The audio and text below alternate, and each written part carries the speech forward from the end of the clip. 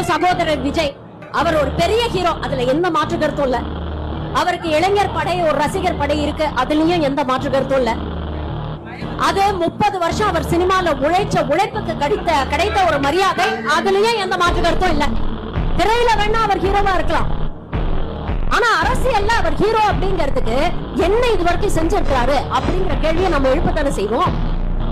வெறும் நல்லா டான்ஸ் ஆடுறாரு, பாட்டு பாடுறாருங்கிறதுதான் ஓட்டு போட முடியாது. அவருக்கு அரசியல் அனுபவம் இருக்கா, கட்சி கட்டமைப்பு இருக்கா?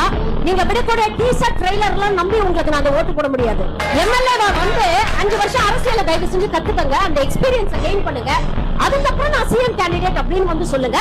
கண்டிப்பா உங்க மேல நம்பிக்கை இருந்ததுன்னா மக்கள் ஏத்துக்கிட்டு ஓட்டு போடுவாங்க.